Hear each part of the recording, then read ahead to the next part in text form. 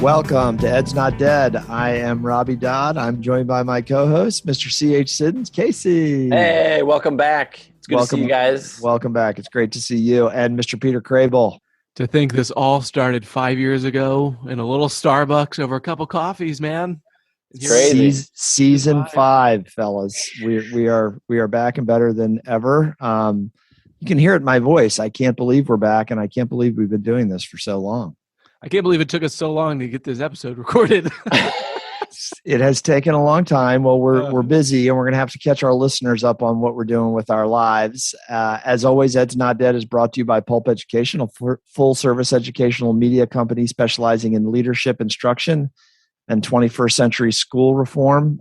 Somewhere, Crable, you took out the word curate out of that. I think Casey took that out. Yeah. That plug. Yeah, that was a terrible word. You can find us at Ed's Not Dead PC on Twitter, and of course visit the website edsnotdead.com. We are back. All right, boys, let's get caught up.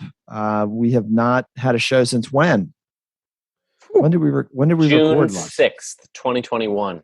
And people are still downloading our content. A lot. They are, right? Yeah. Thank you to our listeners. We just found I knew that our content went to YouTube automatically every time we posted. I was not aware that people were actually watching or listening, as the case may be, on YouTube. So check us out on YouTube, please. What are some of the more popular segments? Smash that subscribe button. Smash it. Smash it. Joe Feldman, Grading for Equity. That's a big one. Big one. And our first interview with Zaretta Hammond as well. Which is now 3 years ago, and people are still listening to it. Oh yeah, and on the website it gets a ton of play, and on our Libsyn page it gets a ton of play too. Another one to plug while we're plugging ourselves here at the beginning. Plug it. Very important. Plug it. Equity sticks are not enough. That's what it's called, Casey. That's right. Yeah. An article written by Casey, edited very heavily by me. I contributed a lot to that article for sure. By taking probably a lot of words out. But no, it has thousands upon thousands of views. So that has been a big winner. That's awesome. I did not know that. That's exciting. That helps my ego a little bit. And C.H. Siddons, how about Pandemic Pass? Are you still pumping the spin-off pod? No, it was a several episode spiel.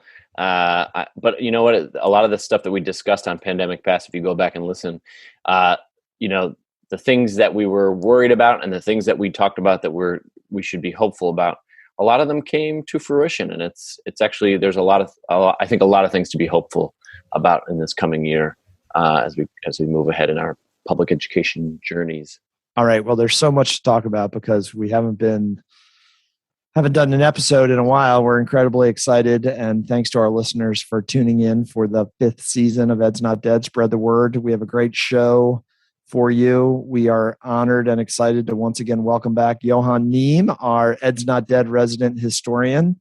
Last time we had Johann on was the summer of 2020. We were in the depths of the pandemic and all wondering whether public ed would survive, and so we're going to have Johann on tonight and get his current take on where things stand with public education. And we're going to talk a little bit about a piece in the New York Times about the, purported death of gifted education at the elementary level in the New York City public schools. All right. The word is, I've heard on the street that both of you have gone over to the dark side in education. What's that about? Tell our listeners. Well, I think both Casey and I switched schools this summer. I wouldn't call it the dark side of education. That's a little perilous. But no, we did switch schools. I'm now in a position called principal intern. Oh, a position of power. Great power. Intern. Power. Yes. Which is very confusing to kids when you tell them that, and they're like, So what are you exactly? When I tell them, I kind of feel like I've been demoted when they give me a puzzled look. And I'm like, no, it's a good thing. No, it's a good thing. Yeah, it's really good. It's really good. Yeah, trust me. It's really good. How does it fit? Go ahead, George Bush. Yeah, it's going to be prudent. Do you make them call you? Yeah. Can I finish? Do you make them call you principal intern Crable? Crable? Oh yeah, for sure, all the time. Or is it like a Montessori school where they call you by your first name, principal intern Peter, PIP? A little bit of both, depending on the kid, the mood. Yeah, that makes sense. So what had more cred when you'd say I'm your assistant principal or I'm the assistant principal versus now you in the hall you say I'm the principal intern. 100% assistant principal had more credit in the halls. Yeah, is that like a fake thing? Yeah, like, so do you have a job here, or are you paid to do this? Like, what is this exactly? So how's it going?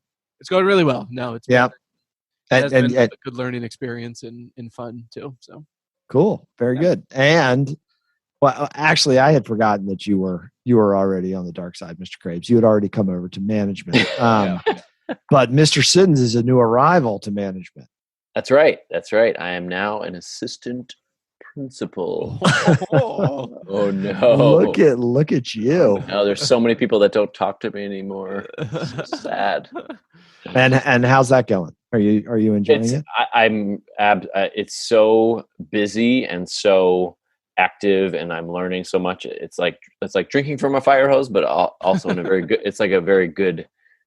It's stretching me and growing in me in ways I never expected. So in that way, it's great. There's a part of me that misses I think there's a piece of like teacher camaraderie that you kind of miss out on a little bit. You know what I mean? Yeah. I mean, when you're with your teacher colleagues, that's different. I mean, as an AP, as an administrator, there's only 1, 2, 3, 4 of you. Yeah. When you're in that teacher culture, there's a lot. You can have a big circle. Yeah. Yeah. And like there are a lot of great people at my new school. It's amazing. It's an amazing place. And the teachers are amazing. Has anybody referred to you yet as admin? It doesn't always have the most positive connotation. Admin says go talk to admin. Go talk to admin. Yeah. Go talk to admin. I don't know. It was an admin decision.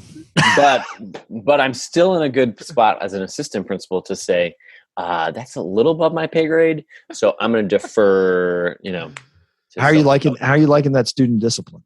You've been doing some of that? The first couple of weeks were a lot because I feel like the sixth graders, they came back and there was just like a lot of interpersonal issues like right away.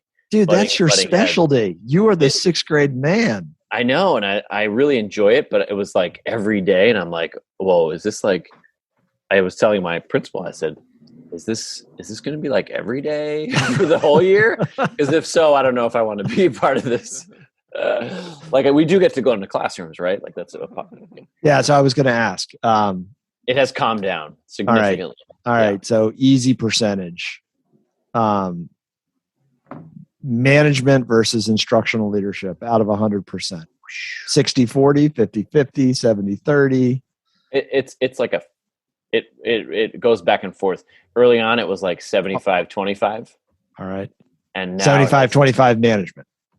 No, 75 management of issues going on. And right. Yeah.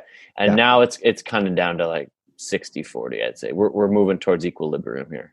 All right. As a principal intern, Crable, you're supposed to be beyond that, all that lower level. I'm above the fray. Yeah. So what are you doing? Are you Mr. Instructional Leader? Yeah, definitely. On Wednesday. Yeah. No, actually, yeah, no.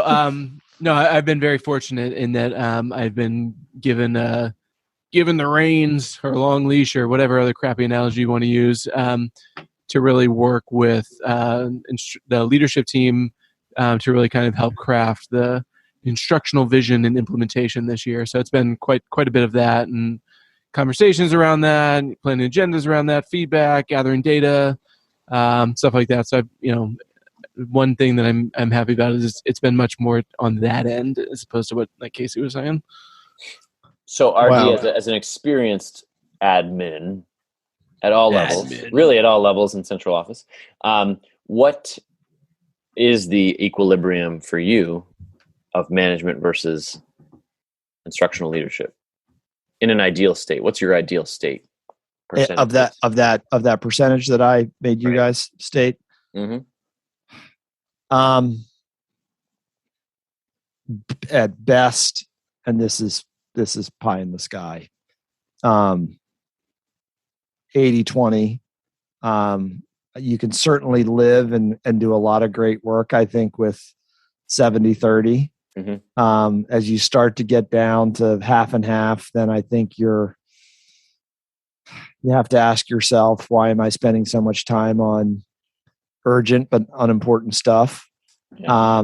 And not getting into classrooms, or not meeting with teachers, or, not joining PLCs, all that really important stuff. So, but like you said, Casey, you nailed it. I mean, it's not, there's no straight, the curve here. It's just some weeks are better than others. Yeah. Right.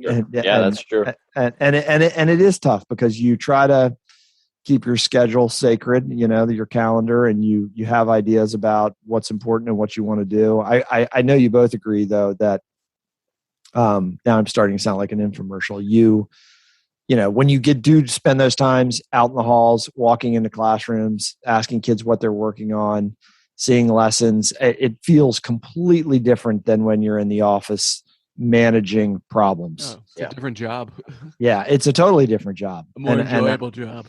And we need to do it. We need to do a segment on that. How charters have management folks, and some folks are freed up to be instructional leaders. Yeah, that'd be interesting. Interesting. All right. Gifted and talented programs at the elementary level. So let's jump right in, guys, to this piece that I think Mr. Krabs found. De Blasio to phase out NYC gifted and talented programs. This was in the New York Times just last week, October 8th, by Eliza Shapiro. So I guess the mayor, back in the early days of his administration, had made some promises about doing away with, or largely modifying, gifted tracks and exclusive test-in gifted programs at the elementary level in the New York City public schools. And now, just weeks before the end of his administration, he is addressing it. They are talking about creating ways to create much more equity and access that will benefit more kids. They'll have, I guess, opportunities to engage in more challenging curriculum or gifted classes, as opposed to being in a discrete gifted program, with exclusive program with like identified gifted children. What am I missing, Mr. Krabs? What do you think of this? You obviously thought this would be a really great piece for a hot take. I'm curious on whether you're going to say blow it all up and get rid of them. Yeah, no, it was. I know I found it, but it was like, man, chose a very divisive issue right off the bat for this season, because I don't know. At the end of the day, if you force me to like make a decision one way or the other, I think I would still hedge, and I might lean towards like doing away towards GT programs and like elementary and middle, and then reinstituting them in high school.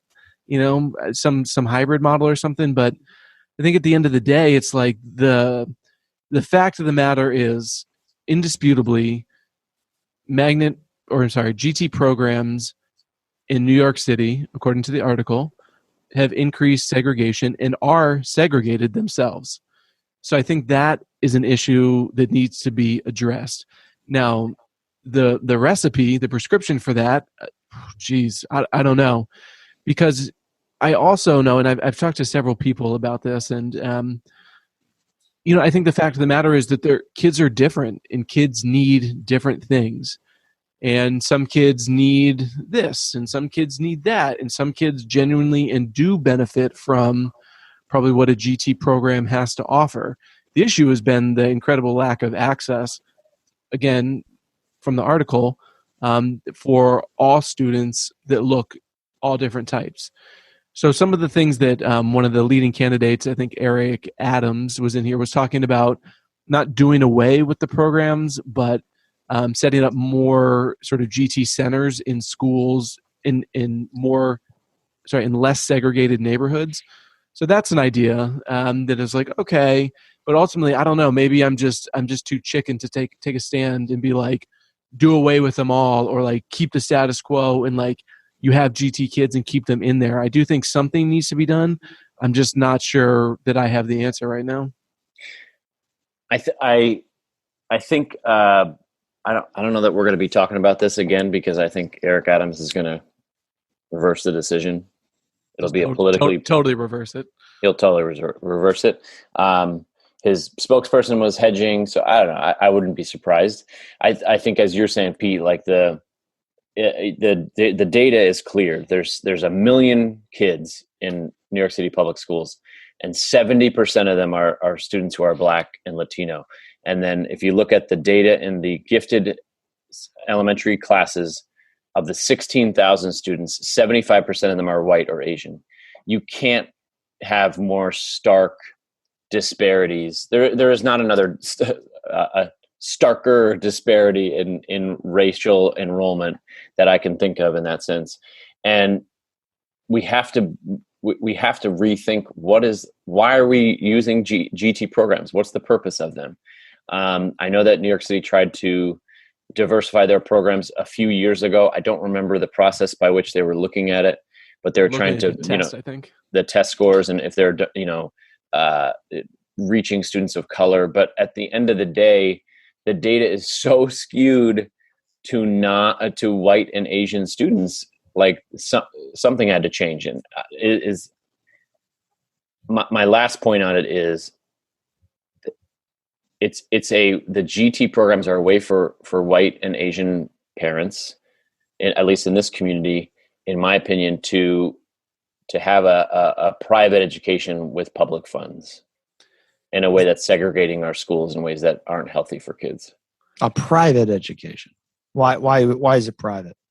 Because I mean, I shouldn't say it's private, but it's essentially trying to get education, maybe? An exclusive education in a way that you would get in a private way through using lots of money. So you can say that, well, I'm going to my child is in public schools. It's like the way that some liberal elites, are kind of above the fray and can say they're still going to public schools. They say they're talking the talk, but really, they're using their power and their access and the support and the tutors that they have access to and the money they have to get their kids into better public education settings than students of color. Yeah, I mean it's pretty obvious. I mean, I don't know this for a fact, but I would guess, who has largely pushed for gifted education over its history.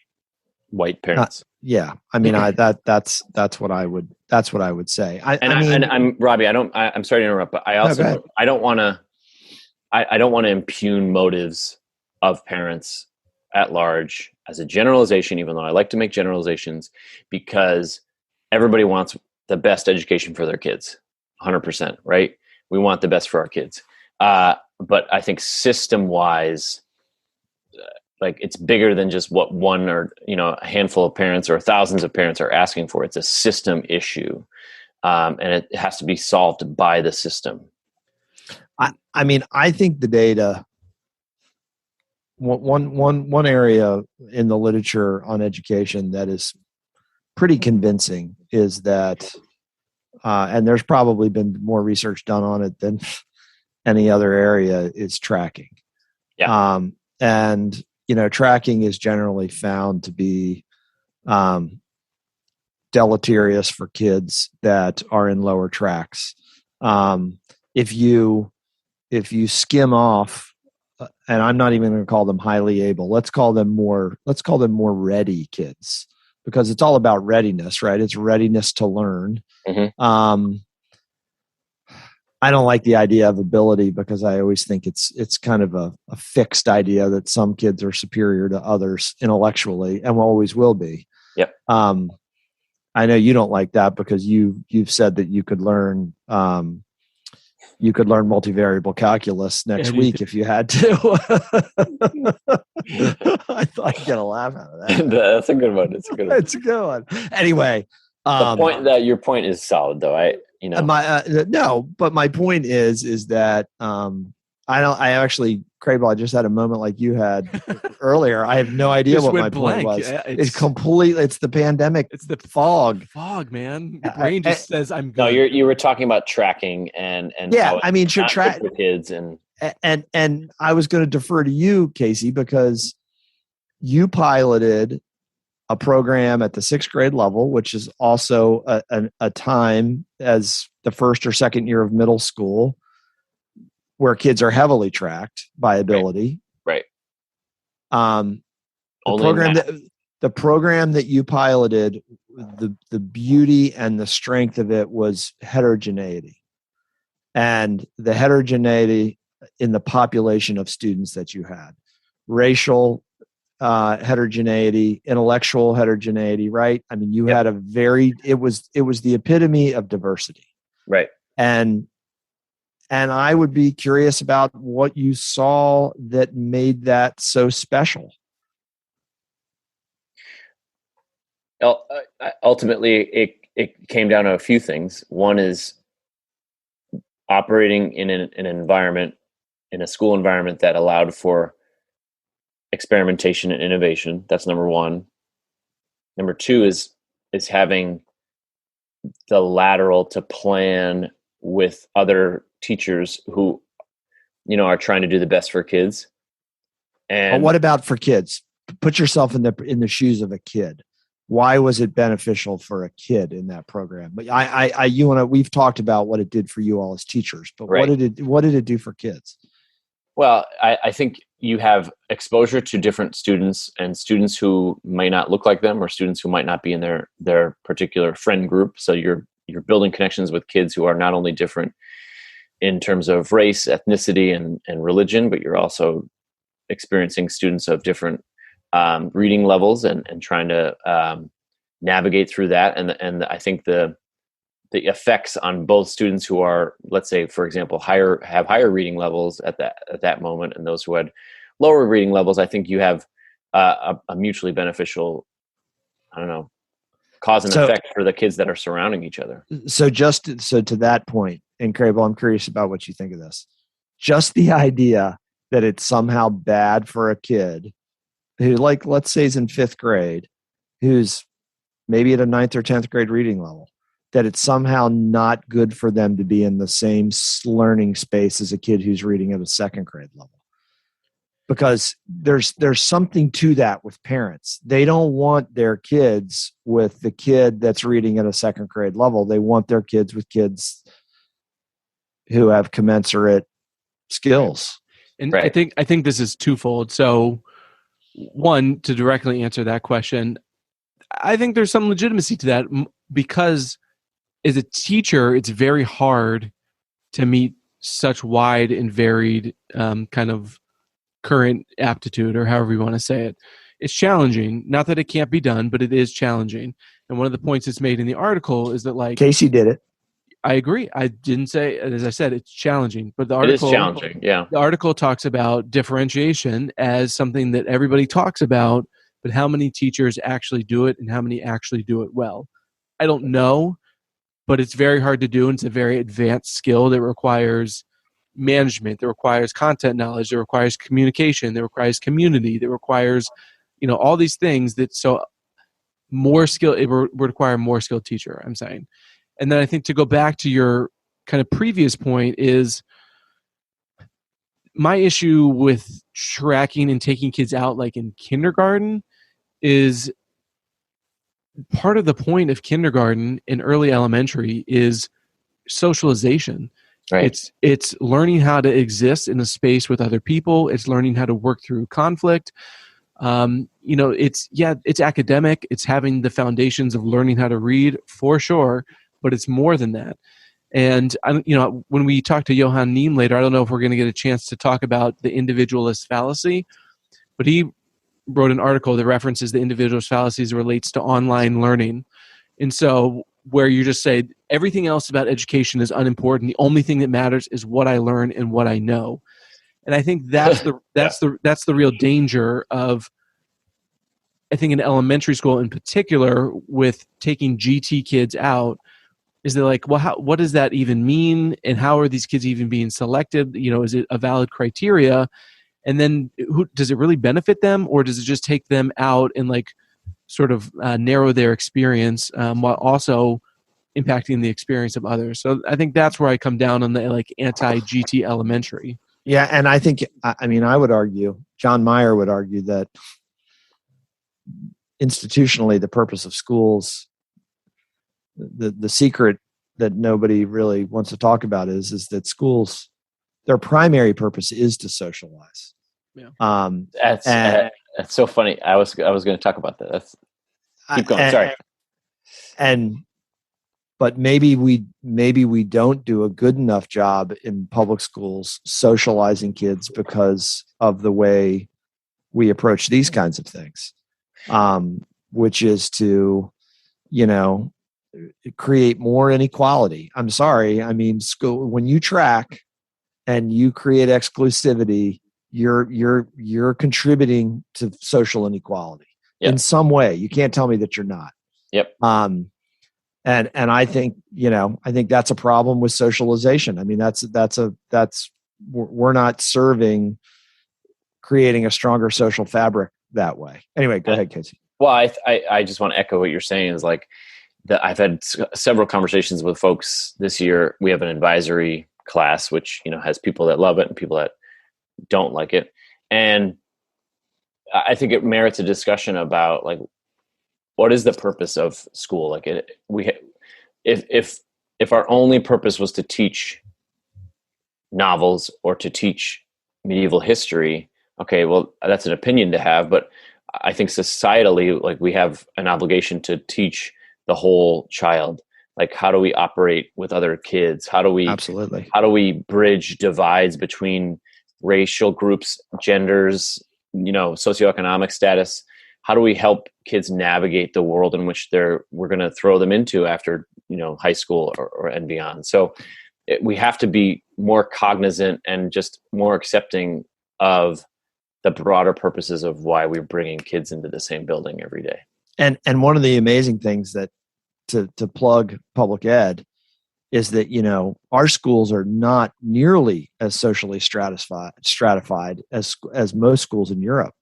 And John Hanushak from Stanford has shown pretty unequivocally that countries with national school systems with high levels of tracking have greater economic and social inequality because of tracking. And schools in Europe are, if our segregation in our current schools is bad, which it is in many areas, it's possibly even worse in Europe.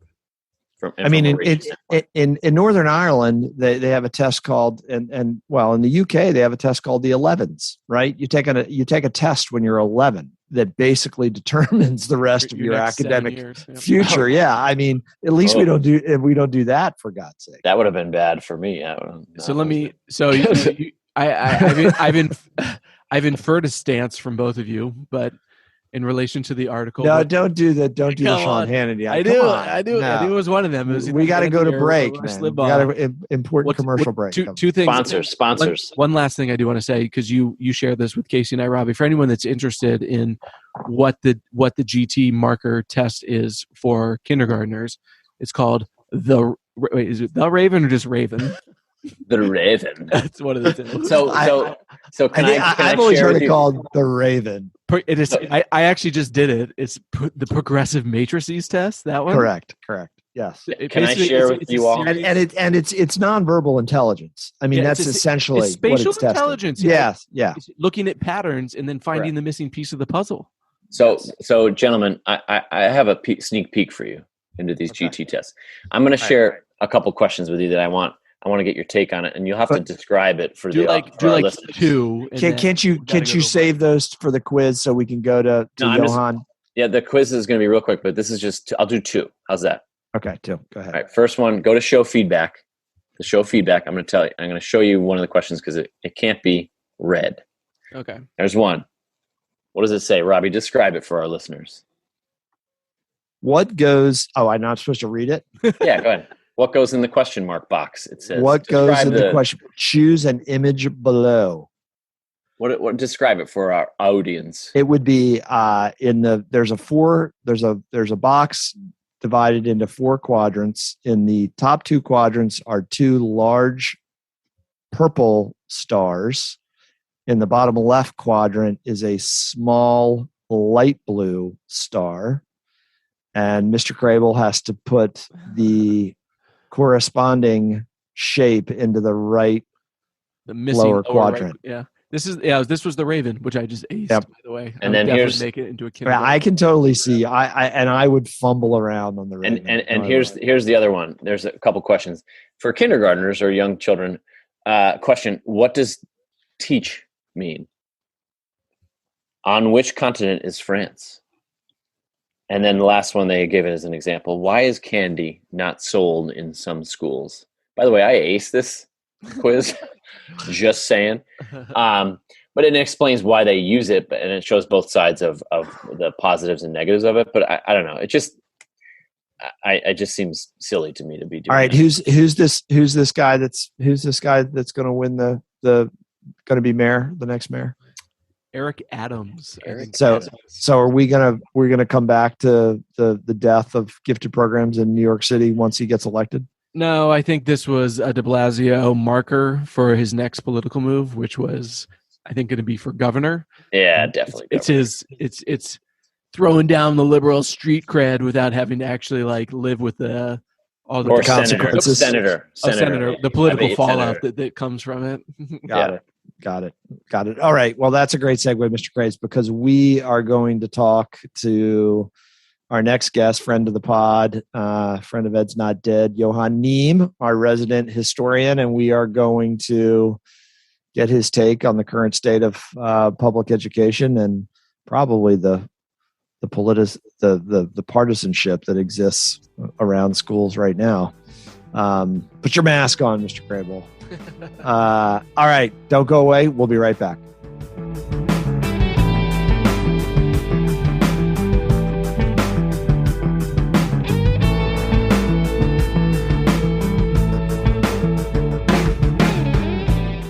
All right, fellas, we are incredibly excited to welcome back our resident historian of Ed's Not Dead, Johann Neem, to the show.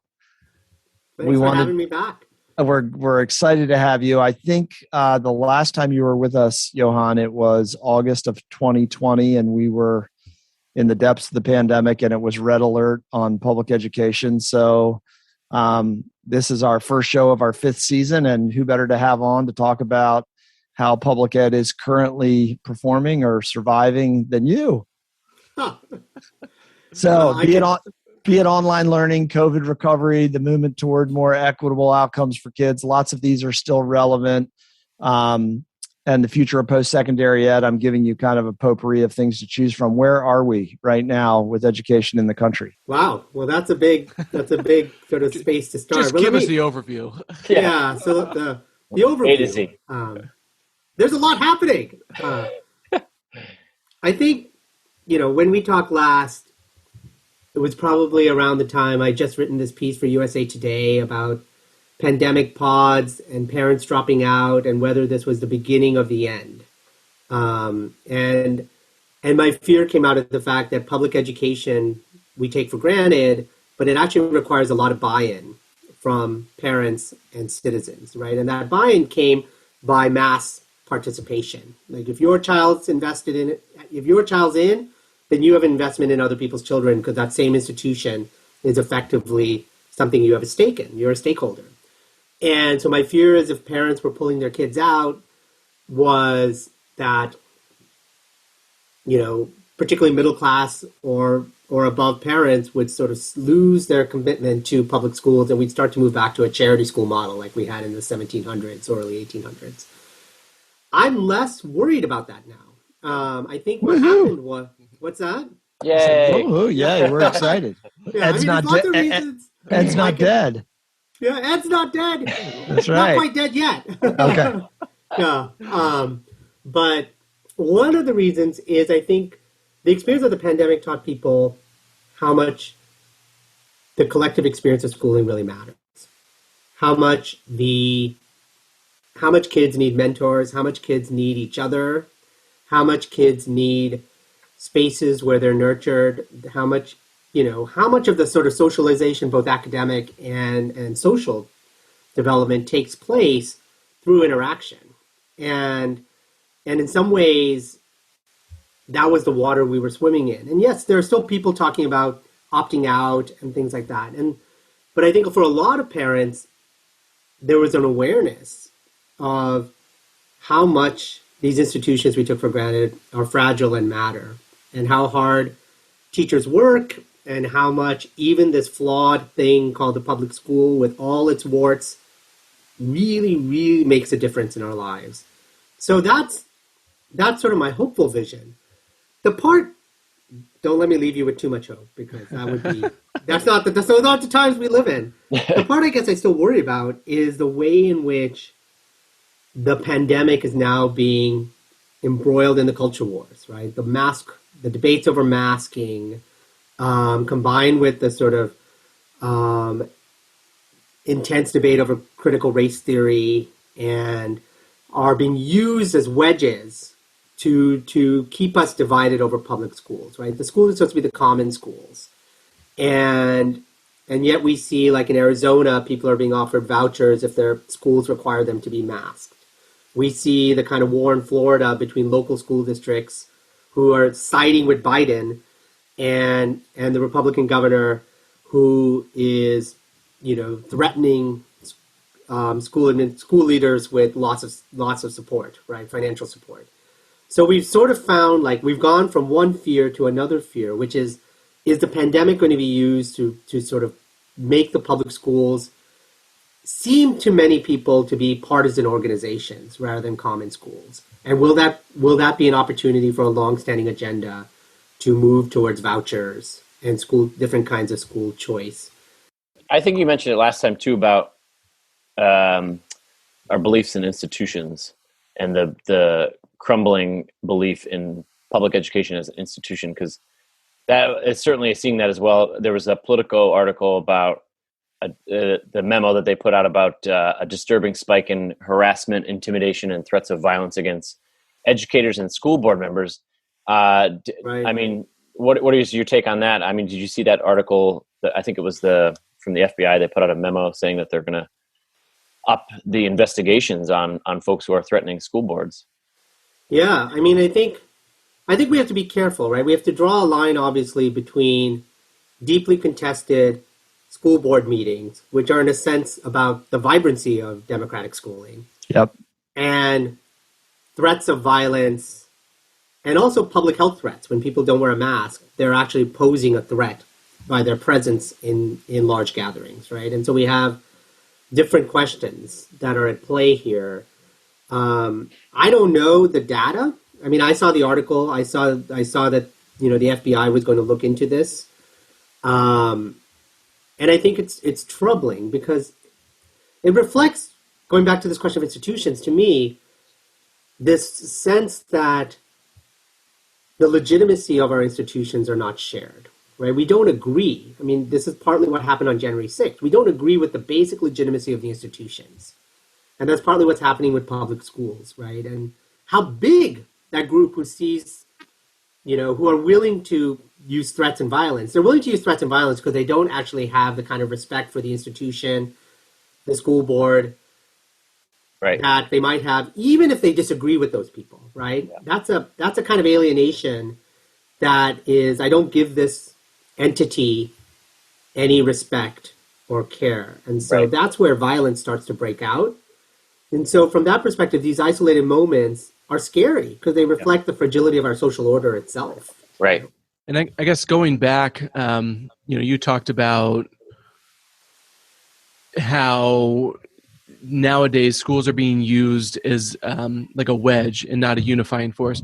So I guess my question is if that's a new thing, because I was trying to think back, because my impression is no, that's not a new thing. But then I was like, well, what good examples do I have? And I guess going back to Brown versus Board would be a really poignant example, but has it, even prior to that, has it kind of always been this way where societal and cultural issues have come out in schools and schools have kind of been a proxy for those disagreements?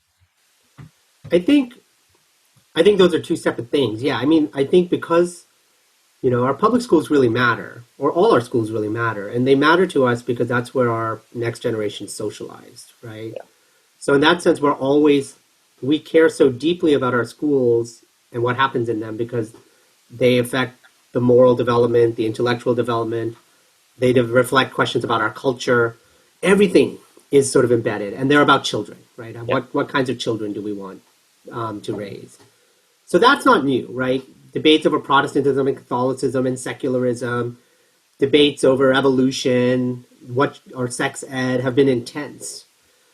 I think what we're seeing here that is scary, and it is maybe like Brown versus Board, I think there's something different. I mean, Brown versus Board was about a fundamental difference, right, over desegregation.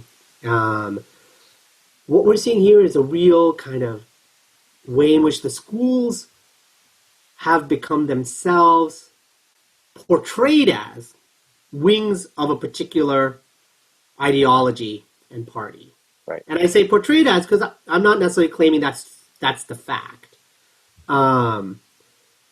There's some reasons why conservatives are legitimately worried, right? I think you had recently talked about is social justice a purpose of public schooling. Right. But that very language speaks to many on the conservatives as itself left-wing, right? So even to use that framing appears to many as to be a left-wing project. So what you're starting to see is the question of whether the public schools really belong to the people at large. And I think that's a question that people are asking themselves or are being told to ask themselves. And I also think sometimes we forget, Johann, I'd be curious about your thoughts. Yes, the public schools belong to the public, but in some of these issues, the folks that are in question are the professionals that have been trained to make decisions about the directions of schools. So, for example, to get to Peter's point, I always tell them I remember the reading wars, phonics versus whole language. Those were politicized to the nth degree, and there were professionals in the field that thought that one way or the other was the right way to teach kids. And so I see the folks that run schools, the central office folks, principals, teachers. Their opinion seems to count less and less in some ways. It's the noise out there that you hear about. So then, I'm with you, and the same thing's happening in higher education, right? With faculty, and do you respect the disciplinary expertise of scientists or social scientists or humanists, historians? Do their expert knowledge count? Right. And I think the way to frame it is, why is their expert knowledge not trusted by so many Americans, right? Mm-hmm. Not all Americans, but why is expertise itself seems to have become a partisan? It's the Fauci effect. That's what we're going to call it. Yeah, the Fauci effect. Well, and we live in a crazy world, but something produced this distrust, right? And I think it is a two-way street. I think social media. We have a long history in America of Facebook, of democracy. Twitter. Well, Twitter did it. Twitter didn't hurt. It helped a lot because it amplified marginal voices. But we've had other moments where expertise has been called into question, right? And that's when there seems to be a gap between the experts and everyone, and not everyone else, because it's not everyone else, and large segments of the population. And again, we come back to legitimacy. For experts to be trusted, we have to be seen as legitimate by our fellow citizens. If we look down upon them, if we use language that is disdainful, if we come across as disrespectful, then we are at risk of undermining our authority, because we actually we live in a democracy, and that makes it very hard for a technocracy, right? Because I'm with you. Like, we should defer to experts who know things. Like, I defer to doctors, medical doctors, on medical issues, because I am not the expert on that. Right. But in turn, those people have to maintain their trust, right? If hospitals put profit above healthcare, we would lose trust in those experts. And I think, so we also have to ask, why are people losing trust? And part of it is, yes, the Twitter effect, the faux populism of the Trump administration. You know, there's things that are ginning it up, but underlying that, I think there are deeper causes that led people to lose trust, and so that trust has to be rebuilt somehow. And I don't think it's not that it's new; it's always been there. But an example would be the Trumpism being like the kerosene or the match that was lighting it on fire, and now we have to figure out how to put the fire out. Yeah, and we don't know where it started, so like we don't know how to even find the beginnings of it. So.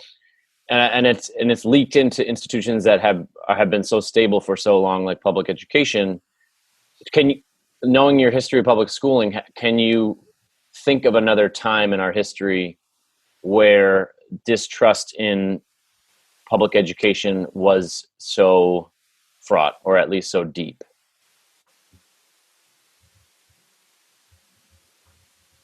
Well, I mean, if you think about moments like Reconstruction, right, where you had white terrorist groups actually burning schoolhouses, right, to avoid, and targeting black and white teachers of black children. You had moments like that, certainly, where the legitimacy of the schools, for racial reasons, and again, Brown versus Board came up earlier, where for racial reasons, people started to say, I'm not trusting these schools. I don't want to send my kids to these schools, right? And it actually took a lot of state power, including, if you think about Little Rock, the National Guard, it took a lot of state power to move towards integration, and we still haven't achieved it. And we started moving backwards. And you mentioned it in our last interview, but I thought it came up again on my Twitter feed, actually, about when the whole state of Virginia shut down their public schools, right, as a way to combat desegregation of schools, which I guess that would be maybe the most clearly connected episode of distrust, perhaps.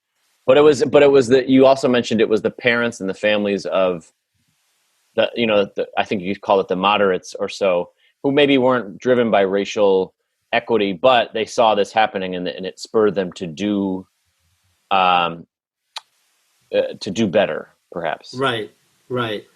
Yeah, I mean, that's right. There was the moderates who realized they wanted the schools open, and they wanted their kids back in school, and they were going to have to make some adjustments to enable that to happen, given what the new legal order was, right? That put a lot of pressure for the schools to reopen. So racism and racial conflict has produced, I don't know if so much distrust, that was, but this kind of animosity towards public schools. Right. I think the distrust has been slow and growing, there were debates over should God be in school when the Supreme Court took out school prayer, right? There were debates over, it's slow and growing over the last few decades. There have been debates over what kind of values our schools are allowed to teach or not teach, right? There have been, and the debate over critical race theory is just the most recent rendition of some of these debates. Right. What are the fundamental values?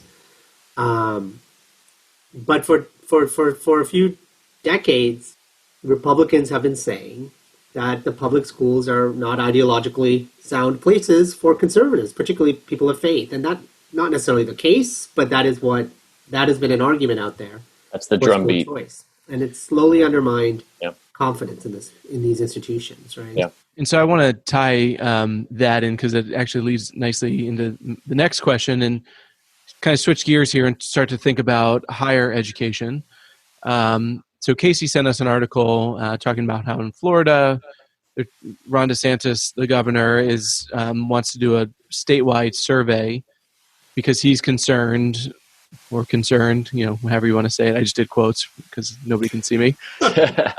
About the free flow of ideas on campus, and essentially, kids being indoctrinated to liberal ideas or ideology, and then, simultaneously, conservative ideas in speech being stifled. So, a couple of years ago, you wrote a book, "What's the Point of College?" And one of the things that I think about is the diversity of viewpoints that can happen on a college campus.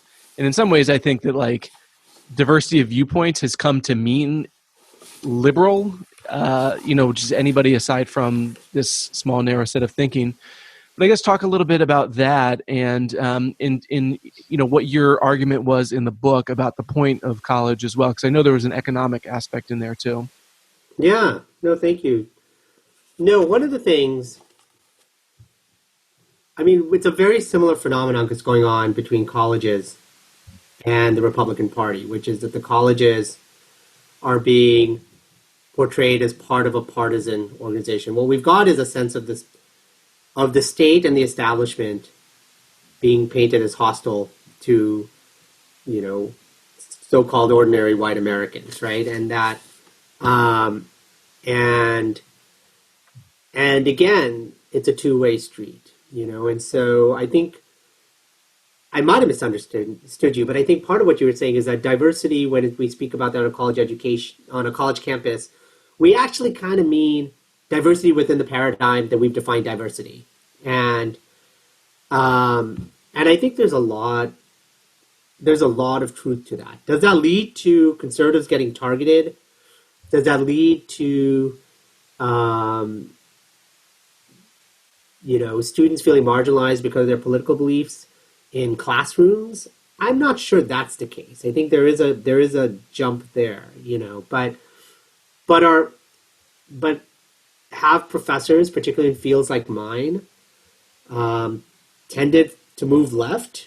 Yes. And has there been a way in which that, particularly in the context we're living in, where there seems to be a sort of move towards the extremes, had an impact in the capacity of the professoriate to be trusted by conservatives? Yes.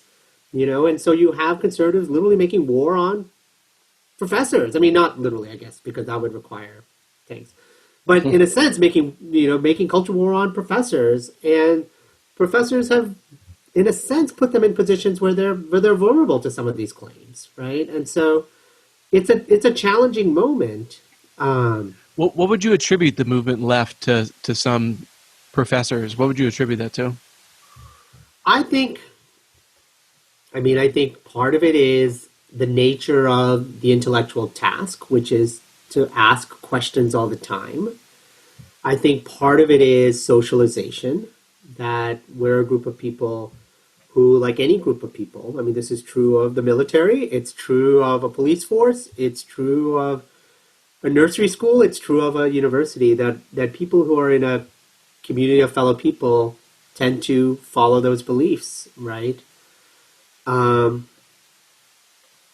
I think it's because of ways in which certain kinds of questions about race, for example, have started to predominate the conversation on campus in ways that push other kinds of questions and conversations to the side a bit, right? And so I think I think during the Trump years, there was a lot of, it was very hard to find middle ground when you were dealing with the kind of political, cultural environment that we were dealing with over the past few years. And, professors are human too. And so we move too, right? Yeah. So I was going to, don't you think though, some of that fishbowl effect in colleges is structural in nature, in that just in my lifetime, in my 53 years, college has become less attainable for a larger portion of the population. So it's serving a certain population that's kind of recycling itself, which conservatives would refer to us as the elites.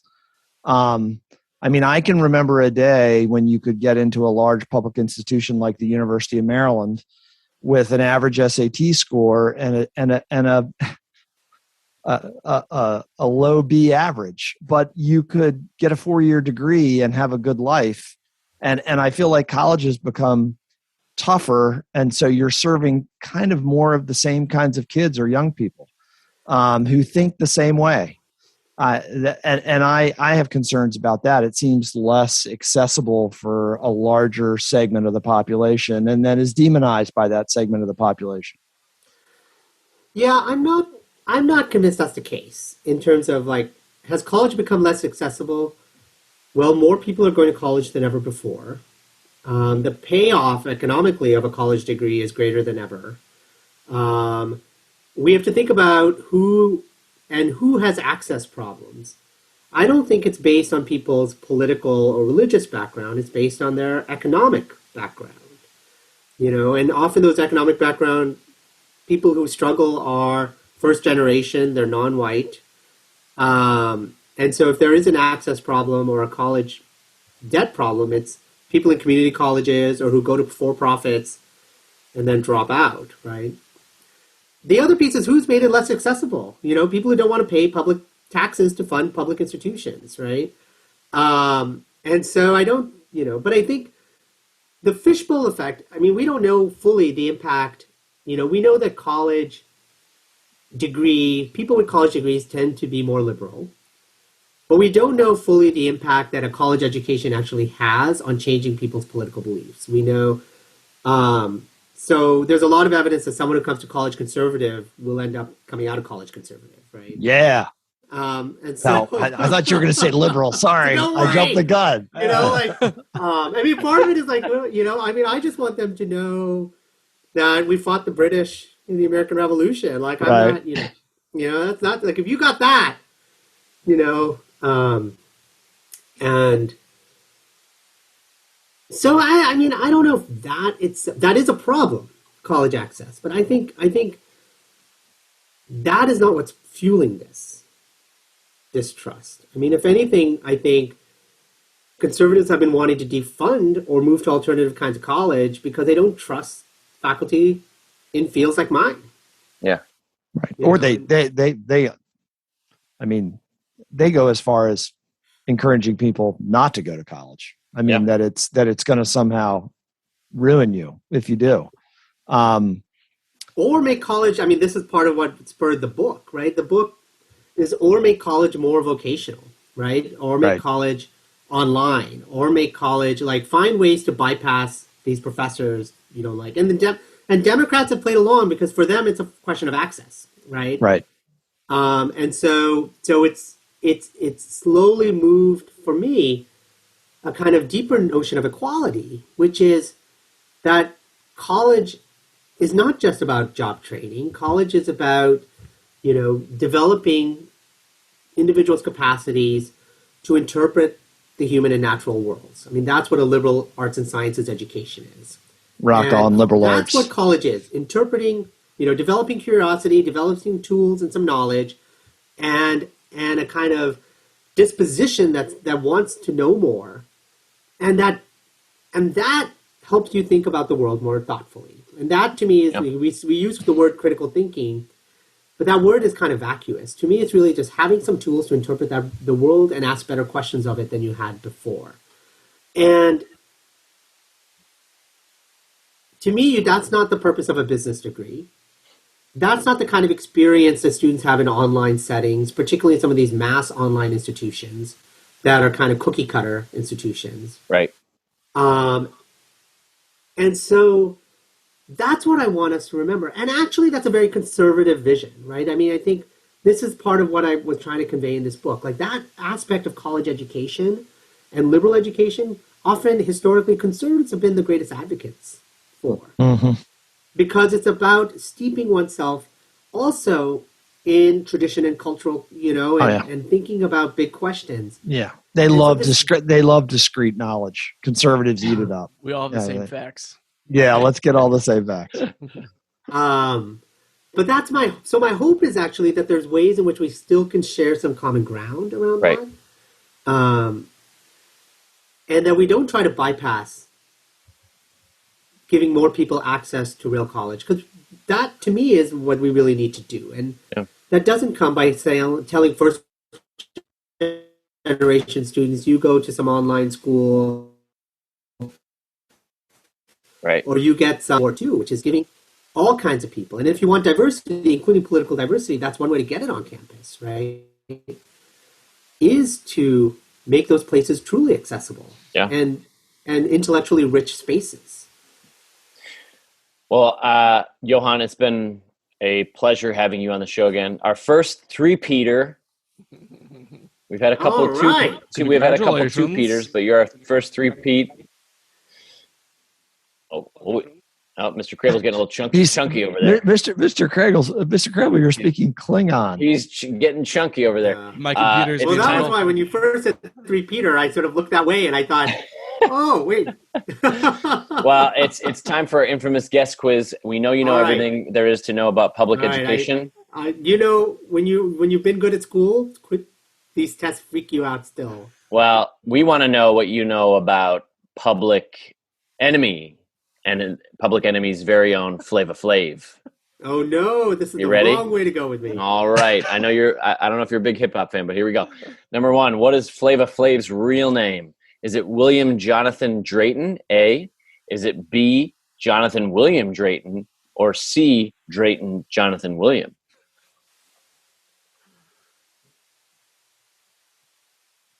I'm going with A. A is correct. Born in 1959 in Roosevelt, New York. Grew up in nearby Freeport, New York. Number two, where did the name Flava Flav arise from? A, his love of cooking and using many spices. B, it was originally his graffiti tag. Or C, it's taken from a New York-owned brand of cooking oil. Ooh, that's a good one. This is a tough one. Yeah. So I think I'm going to go with B. B is correct. All it right. was his original graffiti tag. And number three, true to his name, Flava Flav went to what type of school? At least for a short period of time. A, automotive school, B, music production school, or C, culinary school.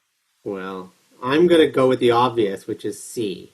C is correct. He attended culinary school in 1978, around the age of 18. Do you want a bonus question? It's a good one. God, he's old. I guess we should do it. Yeah, we should do it. Flava Flav is old. Yeah, he is. Flava Flav taught himself how to play piano. He's not the only one. He taught himself how to play piano at the age of 5, and according to Chuck D, can reportedly play how many other instruments? Is it A, 6, B, 14, or C, 20? Oh my gosh. I just can't imagine. I can't even name 20 other instruments. So I'm gonna go for 6, but it's actually B14 for a total of 15 instruments. But anyway, in any case, you got 3 out of 3 for all we know and score on this show. So congratulations. Thank you. These were tough ones. They came. Johann keeps his streak alive. That's right. He's been a high performer on the Sidden's Ed's Not Dead quiz. That's right. Johann Neem, thank you so much for coming on Ed's Not Dead. Thank you for having me. We look forward to getting you back the next time. Thanks. All right. Thanks a lot. All right. Goodbye.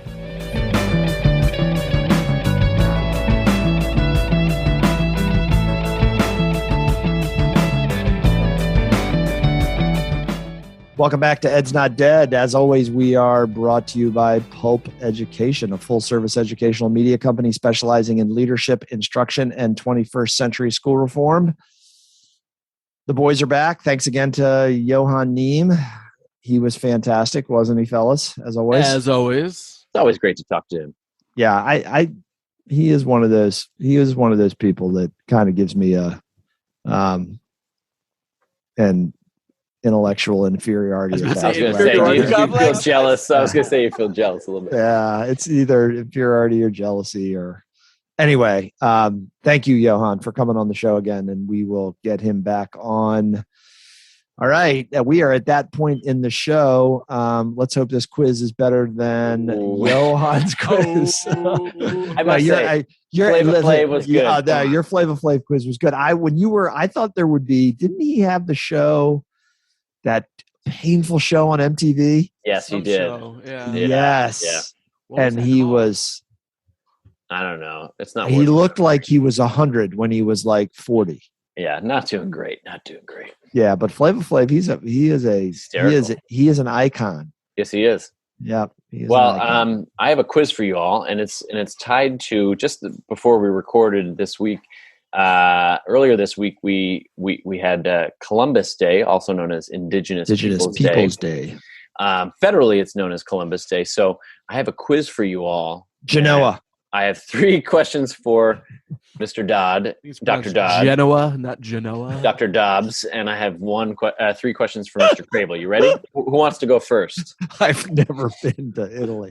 All right, Dodd's going first. Here we go. The 15th century Italian explorer is tied to the spread of disease, the initiation of the transatlantic slave trade, and to violent acts committed against native inhabitants of the Americas, but we celebrate his holiday anyway. Ready, Dr. Dodd? Number 1, Indigenous Peoples Day, a.k.a. Columbus Day, is celebrated on the second Monday in October. What year did it become a federal holiday? A, 1971, B, 1980, or C, 1981? Ooh, God, I would have thought it was earlier than that. What was the first one, 75? 71. 71. Ronald Reagan. Yeah, that's the Reagan administration versus the Nixon administration. I think I'm going to go Tricky Dick Nixon. Let's go with 71. Correct. 71 it is. Yeah, look at that. Hey, Casey, do you have a Ronald Reagan impression? And if not, can you work on one? I think it's an impression of Jim Carrey doing it. Can you do Ronald Reagan? That's good. Can you do Nixon? Can you do Nixon? Take one for the Gipper. They're cousins. They're a little close. We got to differentiate. Yeah. No, I didn't do Nixon yet. Okay. No, do Nixon. I am not a crook. That's pretty good. That was good. I have more. I have some other things that he said that are awful that I can't say on air. Number 2. It took how many weeks to travel across the Atlantic for Mr. Columbus? 1. A, 8 weeks. B, 9 weeks. Or C, 10 weeks. I'm going C, 10 weeks. C, 10 weeks is correct. You are on fire, my friend. What a streak. Number 3, which city was the first city to adopt Indigenous Peoples Day in 1992? Is it A, Berkeley, California, B, Washington, D.C., or C, Nashua, New Hampshire? What was C? Is it Nashua? I think you said it funny because you didn't really know how to pronounce it. No, I was trying to say it in a Boston accent. Yeah, he was doing it in the New England. Nashua. Okay. This is kind of a tricky question because the Berkeley could be a distractor. Is that a red herring? What is it? Yeah, it could be a red herring. But I'm gonna roll the dice and I'm gonna go with Washington, D.C. Incorrect. It's Berkeley, California. I should have gone with my gut. I overthought it. Darn it. 2 out of 3. Not bad. All right, Mr. Krabs. Number 1 in by the way, let me interrupt you really quick. Quiz. What artist had a famous chorus line in a song? 2 out of 3 ain't bad. Chris Christopherson. You need to Google it when we're done. Okay, Mr. Krabs, first somebody question. Terrible like James Taylor.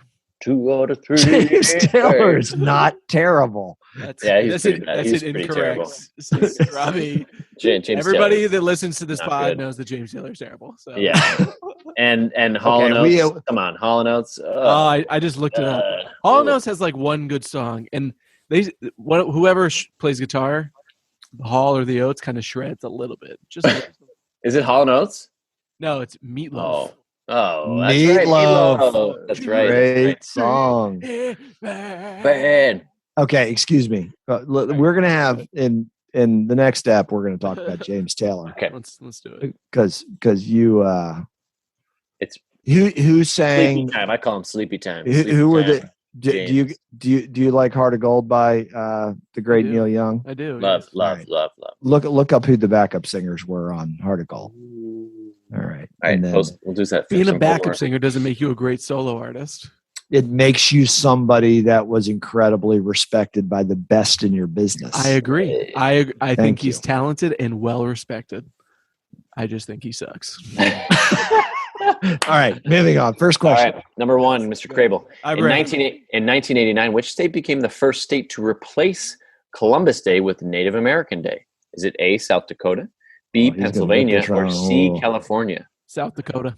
Correct. South Dakota Damn is it. correct. Damn it. Number two, 56 years after Columbus's first voyage, how many natives remained on Hispaniola out of 300,000? Is it A, 100, B, 500, or C, 10,000? I will say No way. man. No way. 10,000 is too high. Don't. I'm here to help you. I'm a lifeline, Crabes. What 100 and 500? Go with 500. Middle choice. How many years after? 52? 56 years. Yeah, I'll go with B. B is Everybody- correct. 500. Sad, but true. You get a half. That was because malaria had That is had, a wa- shocking had wiped fact. everyone out. That's, It's absolutely shocking. Out of 300,000.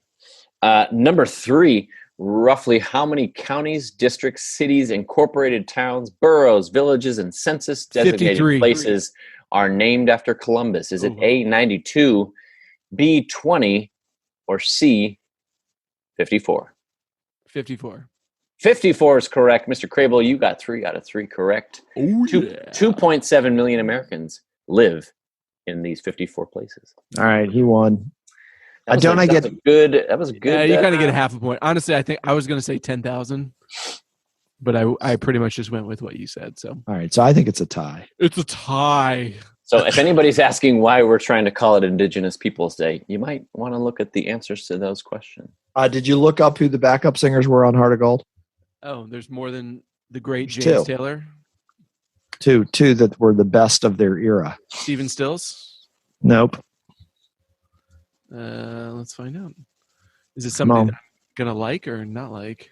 I don't know. They're way. Oh, I don't know. Linda Ronstadt. No, Whoa. the great Linda Ronstadt and James No Taylor. way. Yep. You can hear him in the very end of the song, the last verse. You can hear Linda's incredible voice. You can't hear James quite as much. I've never I really just listened to any Linda Ronstadt before. Oh, she didn't have that many great songs, but when it came to just pure voice, she was a part of that early 70s female singer songwriter, the Carly Simons, Linda Ronstadts. That was a great era. You know who started as her band, right? Linda's band? No. That would be the Eagles. Oh, really?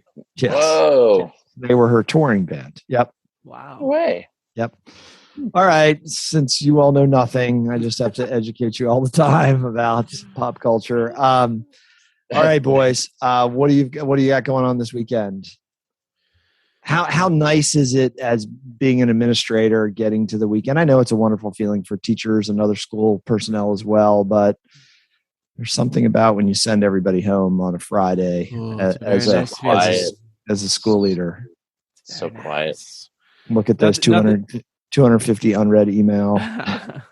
Nothing exciting. Owen's been doing soccer, so that's kind of like right in the middle of the day on Saturday. It's not terrible, but that's kind of takes up that day. Do an activity in the morning, do that, but it's prevented us from going camping, which I'm kind of bummed about. Ooh. Yeah. All right. I'm teaching skillful teaching on Saturday for a couple hours. Siddons is always doing he's always got the Never side turns hustle. it off. Never Got turns the it side hustle going, all the educational side hustle. Go ahead. What else? Fun. It's good. It's good. We have a little park visit with Frida planned. Nice. And, that's about it. How about you? Some lawn work? Got a late night tomorrow night. You know why? Yep. Life of a high school principal. And then I think I'm just going to take it easy. I've been watching a lot of college football. I'm kind of I don't have much energy these days, boys. So I pretty much just lay on the couch and watch the old pigskin get thrown around. I do. And let me share something with you.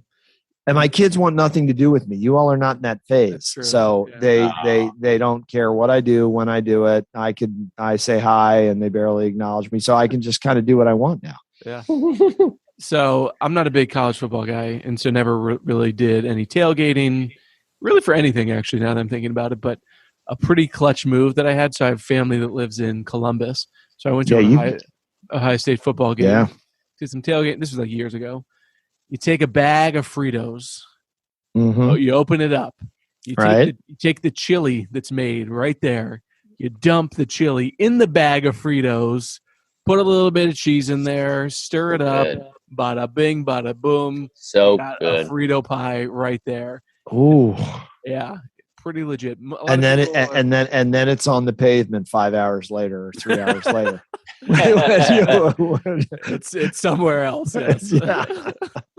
All right. Yeah, I'll have to try that. Johnny's applying to Ohio State. Oh, nice. Okay. Yep. Columbus, Ohio State, a hip town now. Yep. Ohio State, Penn State, Pitt, University of North Carolina, Wilmington, bunch of them. So we are in the. I was going to ask Johann about test optional. I was curious about when he shot down my inequality theory about college. I wanted to talk to him about what colleges are doing to get more kids in, but we didn't get there. Anyway, maybe not getting them in, but keeping them in. Yeah, that's always been the issue, and that doesn't get focused on enough. Yeah. Yep.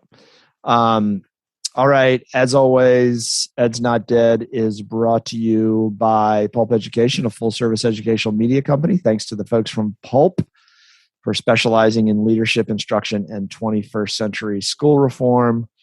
You can find us on Twitter. You guys need to start tweeting again at Ed's Not Dead PC, and check out the website, edsnotdead.com. On behalf of the guys, fellas, I know we are psyched to have our listeners back. Spread the word about the pod. So season 5. Mr. Siddons, you are the key show planner. You got a killer rundown for us this season of guests and features, right? I'm excited. We got I don't know if you know Matt Barnum from Chalkby. He might be coming on. We have Alexander Russo, who's also an education writer. He's pretty cool, and we're trying to get him scheduled as well. So let's get that new Secretary of Ed on. He'll be a year into the job. Let's get him in by mid-year. I keep emailing Joe Biden at whitehouse.gov, and no one responds. I get texts from Joe every now and then. I'll show them to you if you want, but I don't know. I'm a little. I mean, we have to admit, federally, education has been quiet. There's not. I mean, other than all the nonsense about masks, there's not that much. We need to. Maybe that's good after that. A Dear Miguel segment, we couldn't even do it. Yeah, Dear not Miguel. Not even enough to find. No. Joe Biden. Oh, he texted you. That's great. Casey's holding his phone to the Zoom screen. He says, "What's up?" Whatever, but he doesn't answer his email. So whatever. All right. Thanks for tuning in. For Casey and Peter, say later, boys. Thanks, folks. We'll talk to you soon. Bye.